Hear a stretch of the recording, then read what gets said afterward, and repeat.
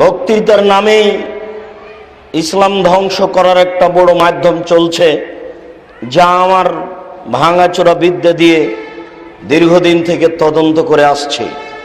আমি বলি না আমার কথাই চূড়ান্ত, তবে আমি যেটুকু বুঝি তার ভিত্তিতে বলে আসছি যে এইভাবে দিন প্রচারের কোনো সুযোগ নেই। দিন নির্ধারিত সময়ে প্রচার করতে হবে, 12 মাসই প্রচার করতে হবে, স্বার্থ ত্যাগ করে প্রচার করতে হবে। সম্মানিত উপস্থিতি, আমি এবছরের সফরে আসাম, বিহার, ঝাড়খণ্ড, বেঙ্গল, ইন্ডিয়ায় 4টে দেশে প্রোগ্রাম করতে লেগে দেখলাম যারা উর্দু ভাষায় বক্তব্য দিচ্ছে তারা আরো বেশি মিথ্যা কথা বলছে বলে আমার তদন্তের দাবি। তার মানে আমি 5-6টা প্রোগ্রামে উপস্থিত হলাম, শ্রোতা বাঙালি, তবে বক্তারা প্রায় সব উর্দু ভাষী। উর্দু ভাষার ক্ষমতা খুব বেশি,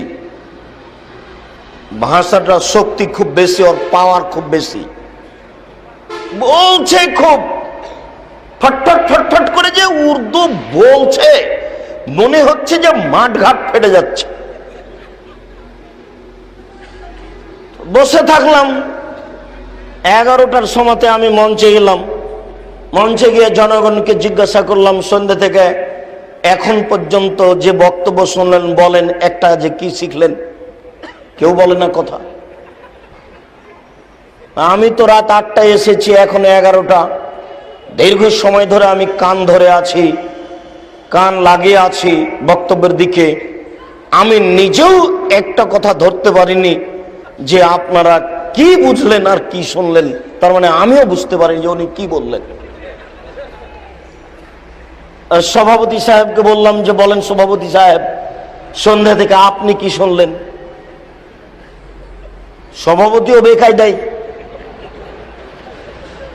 সভাপতিও এখন খুঁজে পায় না সন্ধ্যা থেকে উনি কি শুনলেন। জনগণ, সভাপতি সবাই বেকায়দায়।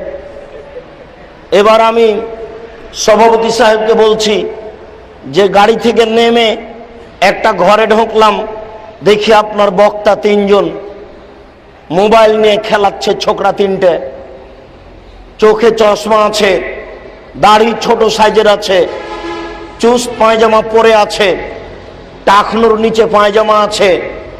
তা আমি বললাম, এই তুমি কি করো? আমি শিক্ষক, আজকে বক্তব্য দিতে এসেছো? জি। তো তুমি তো ফাসেক, তুমি কি বক্তব্য দিবে?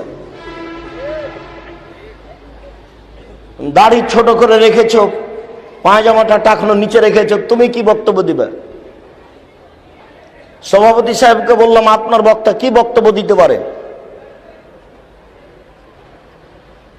আবার বেদ শুনবে, বেদ। তাহলে জাতির সামনে দাঁড়ালে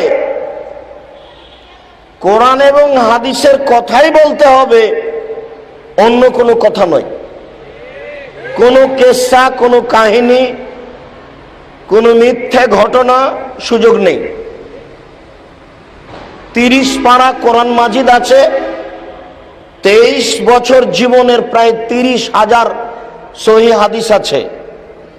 30,000 সহি হাদিসের সাথে প্রায় 3 লক্ষ জালজয়ী মিথ্যা হাদিস আছে। 30 পারা কোরআনের সাথে প্রায় লক্ষ লক্ষ মিথ্যা তাফসির আছে।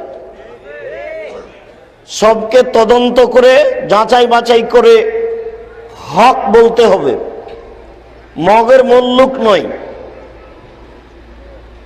এটা ইসলাম। আপনি আর আমি সত্য বলতে, সত্য মানতে বাধ্য।